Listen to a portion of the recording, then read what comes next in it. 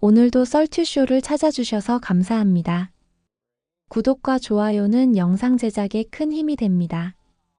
구독과 좋아요 부탁드려요. 사연 시작해 볼게요. 안녕하세요. 저는 서울에 살고 있는 32살 여성입니다. 요즘 들어 가끔 생각합니다. 왜 그때 알아채지 못했을까 후회하는 나날을 보냈어요. 제가 이 결혼을 하게 된 진짜 이유를 이제야 알게 됐거든요. 모든 걸 알고 나니 참 허망하네요. 전 일찍이 엄마가 돌아가셔서 저에게 가족은 아빠뿐이었어요.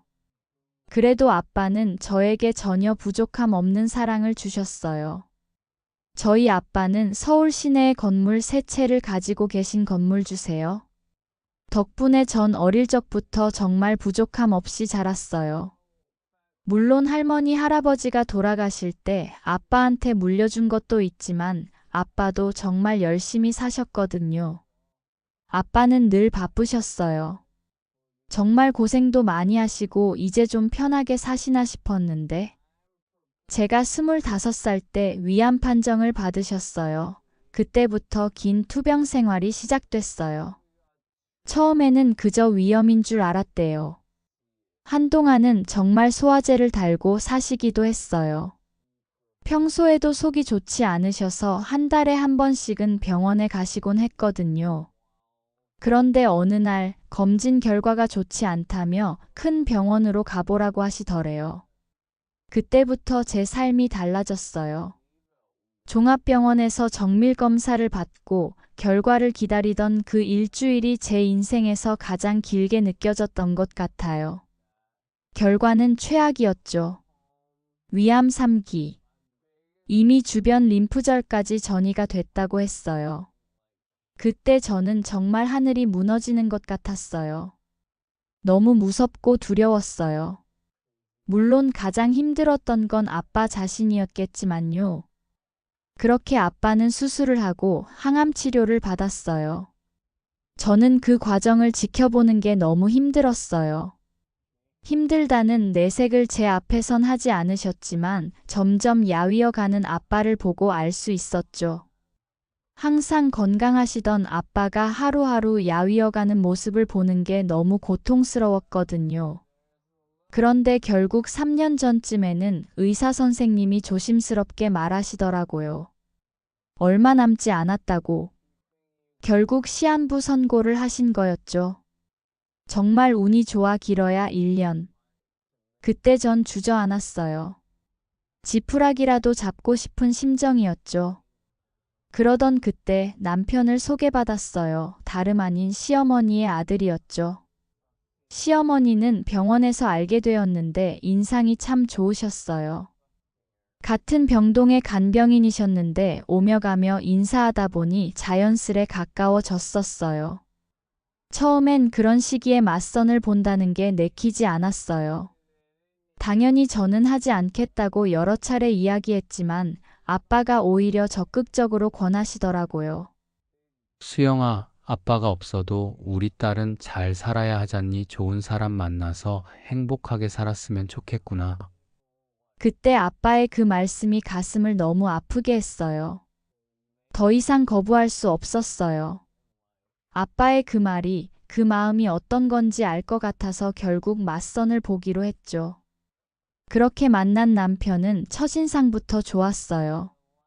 훤칠한 키에 단정한 외모, 무엇보다 말을 참 조곤조곤 잘하더라고요. 사업도 안정적이라고 했고 성격도 온화해 보였어요.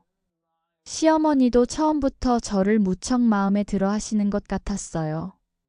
자주 연락도 하시고 맛있는 것도 사주시고 또 가끔 기분 전환을 시켜준다며 옷도 사주시고 물론 남편도 좋았지만 그런 시어머니에게 많이 감사했어요. 어릴 적부터 엄마의 정을 못 느껴서 그런지 시어머니의 다정함이 너무 좋았어요. 그렇게 자주 만나면서 밥도 먹고 이야기도 하다 보니 정말 딸 같다며 은근히 결혼을 부추기시더라고요. 교제 기간도 그리 길지 않았어요. 3달 정도. 아버지의 병세가 점점 안 좋아지시는데 하나뿐인 딸을 시집도 못 보내고 가시면 너무 마음이 아프실 것 같아서 저도 서둘렀던 것 같아요. 아빠의 걱정도 덜어주고 싶었거든요. 그렇게 저희는 결혼을 하기로 했어요. 결혼 준비도 병상을 지켜야 하는 절 대신에 더 많이 알아봐 주시기도 하셨지만 몸만 오라며 제 편의를 무척이나 신경 써 주었죠. 결혼식은 조촐하게 가족들만 모여서 했어요. 그땐 아무래도 아빠를 배려했던 것이라 생각했었죠. 그렇게 결혼식이 시작되었고 아빠는 휠체어를 타고 참석하셨어요. 그날 어찌나 우시던지 아빠 얼굴을 차마 쳐다볼 수가 없더라고요. 지금 생각해도 참 가슴이 아파요. 그렇게 시작된 결혼 생활은 평탄했어요. 남편은 사업 확장한다며 바빴고 저는 아픈 아버지 병간호하느라 정신이 없었죠. 그래도 달달한 문자도 보내주고 퇴근길에는 항상 병원에 들려 꽃도 사다 주곤 했어요. 아빠 때문에 우는 날이 많았는데 그때마다 제 옆에서 항상 절 위로해 주었어요. 낮에는 시어머니도 종종 찾아와 제 점심도 챙겨주시고 간간히 아빠와 말동무도 해주시며 많이 신경 써 주셨죠.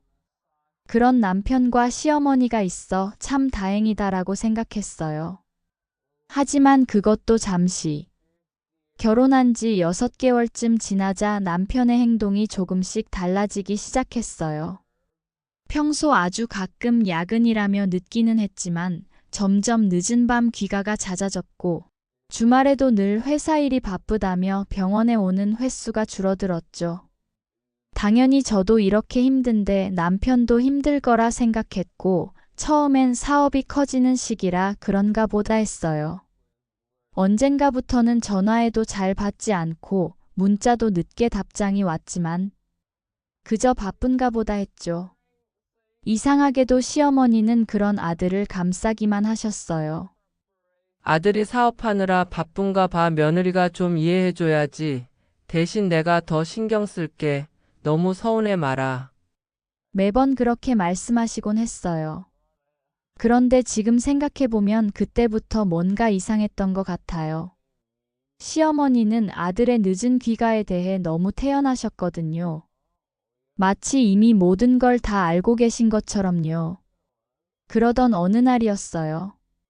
아버지 상태가 갑자기 나빠지셔서 중환자실에 모시게 됐어요. 그나마 병실에 계실 땐 계속 볼 수 있어 다행이었는데 중환자실로 옮기고 나니 아빠가 너무 걱정되기도 하고 어쩔 줄 몰라 발만 동동 구르고 있었어요. 그래서 남편한테 연락했는데 전화를 받지 않더라고요. 한참 뒤에야 겨우 연락이 닿았는데 그때도 이 시간이나 지나서야 병원에 나타났어요. 평소 단정한 남편과는 다르게 옷은 구겨져 있었고 향수 냄새가 진하게 났죠.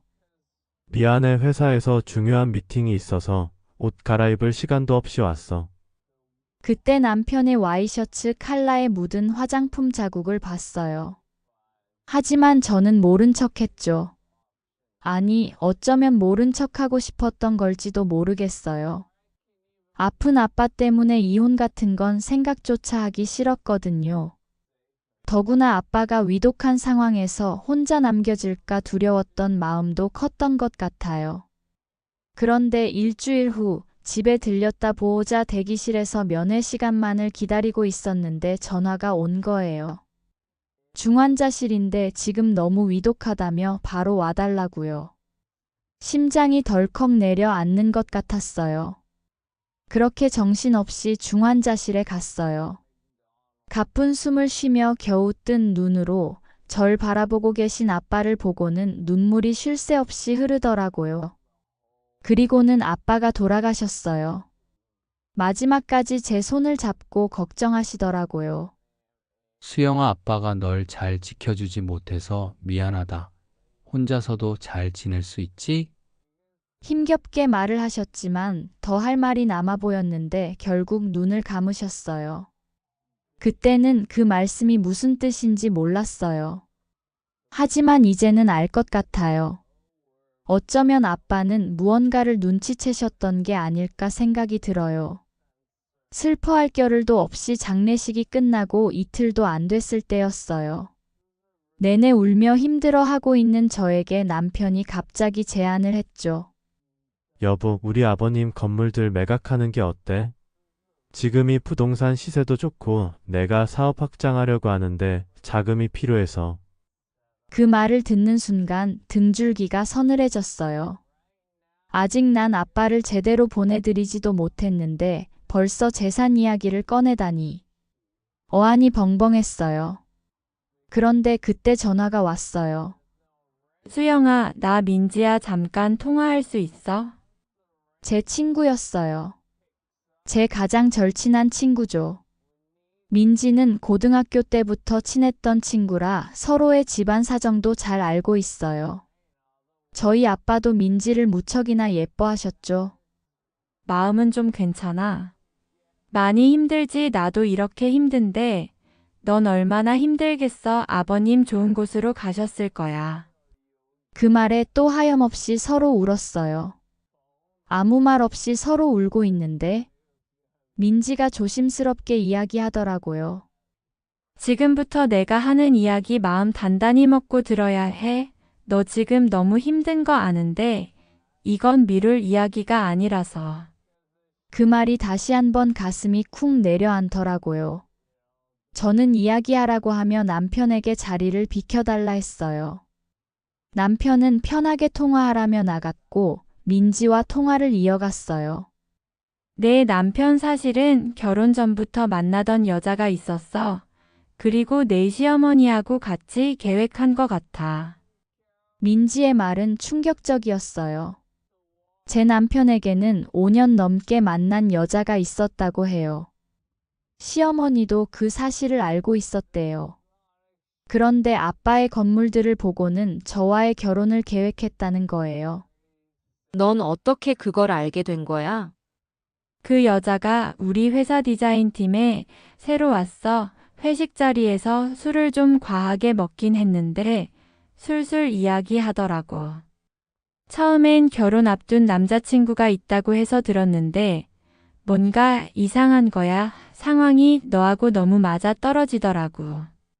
그런데 남자친구랑 같이 찍은 사진이 휴대폰 배경화면이더라고. 근데 그 남자 사진이 네 남편이었어. 온 몸에 털이 쭈뼛 서는 느낌이었어요. 민지의 이야기를 듣고 나니 그동안의 수상한 정황들이 하나둘 떠오르더라고요. 결혼하고 나서도 밤늦게 오는 날이 많았고 주말에도 늘 바쁘다며 집을 비웠죠. 심지어 아빠가 위독하다는 연락을 받고도 한참 뒤에야 병원에 나타났어요. 그런데 남편의 옷깃에 묻어있던 화장품 자국까지 모든 게 딱딱 맞아 떨어지더라고요.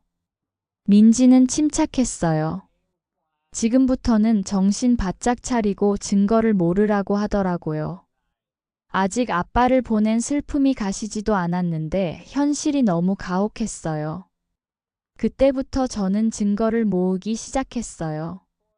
우선 남편이 잘 때를 틈 타 남편의 휴대폰을 봤는데 사진첩에는 그 여자와의 사진으로 가득했고 통화 내역, 문자 내역 등. 제 눈으로 보고도 놀랍더군요. 곰곰이 생각해보니 과하게 친절했던 시어머니. 역시 나였어요. 사진첩에는 셋이 여행을 갔던 사진도 있었어요.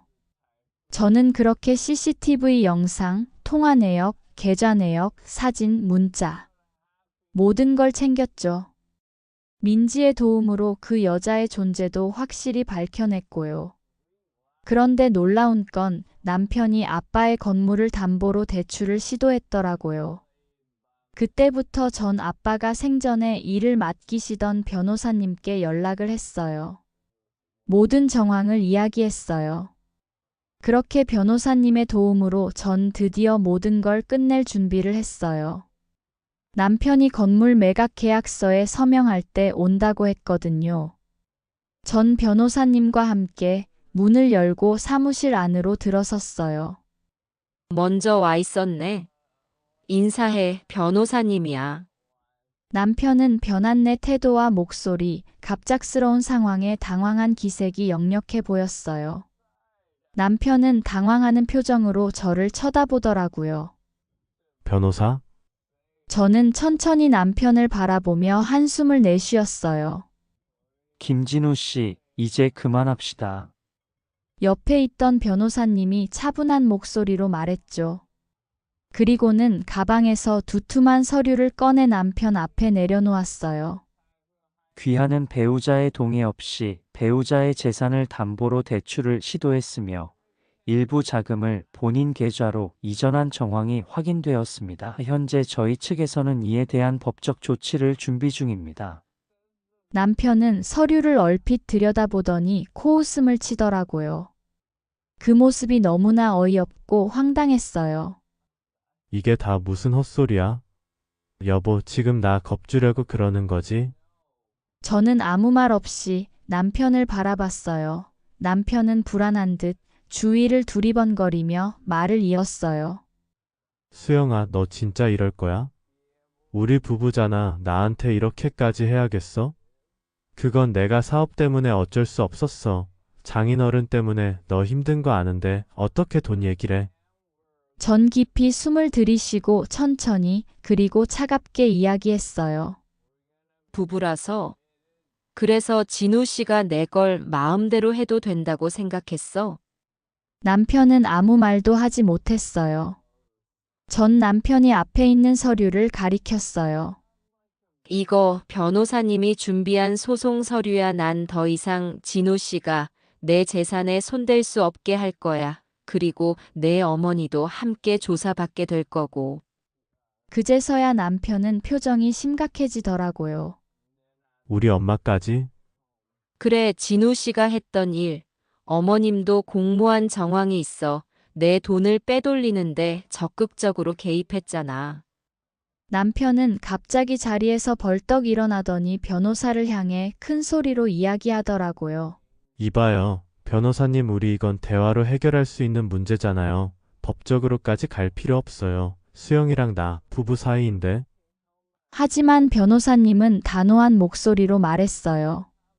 이미 법적 절차를 진행 중입니다. 더 이상의 협상은 없습니다. 전 한숨을 쉬며 이야기했어요. 진우 씨, 이제 그런 꼼수는 안 통해. 부부? 우리가 언제부터 부부였지? 당신은 나랑 결혼하기 전부터 여자 있었잖아. 제 말이 끝나자 변호사님은 그 여자와 남편의 사진을 꺼내 놓았어요.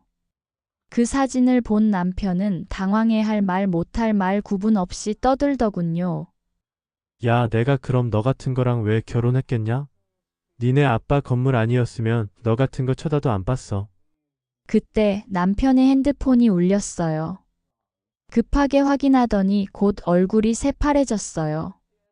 엄마, 전 이미 알고 있었어요. 시어머니는 몇 시간 전 경찰 조사를 받기 위해 출석하라는 연락을 받았을 거예요. 남편이 돈을 빼돌린 증거는 충분했고 관련자 조사도 이미 시작된 상태였으니까요. 이제 선택해. 순순히 모든 걸 인정하고 깔끔하게 정리할지, 아니면 끝까지 버티다가 더 큰 문제를 만들지. 남편은 무너지는 표정으로 의자에 털썩 주저앉더라고요. 저는 마지막으로 남편을 바라보았어요. 이제 끝이야, 진우 씨. 그리고는 고래고래 소리 지르는 남편을 뒤로하고 더 이상 말없이 사무실을 나왔어요. 밖으로 나오자 차가운 바람이 얼굴을 스치더군요. 전 한동안 그대로 서서 깊은 숨을 들이마셨어요. 정말 길었던 시간이에요. 하지만 이제는 끝이에요. 전 변호사님께 감사의 인사를 전하고 물었어요. 이제 어떻게 하면 될까요? 변호사님은 차분하게 이야기하더라고요. 앞으로 해야 할 일이 많겠지만 오늘은 일단 푹 쉬세요. 그렇게 전 남편과 시어머니와의 인연을 끊었습니다. 한동안은 아빠를 보낸 슬픔에 남편과 시어머니에 대한 배신감에 힘들었지만 지금은 잘 지내고 있습니다. 남편의 그 여자는 결국 회사에서 소문이 나서 급하게 나갔다고 하더라고요. 저는 지금 작은 카페를 운영하며 공부도 하고 저 자신을 위해 시간을 보내고 있습니다. 제 이야기를 끝까지 들어주셔서 감사합니다. 오늘의 사연을 재밌게 보셨다면 구독과 좋아요 부탁드려요. 여러분의 구독과 좋아요는 영상 제작에 큰 힘이 됩니다. 감사합니다.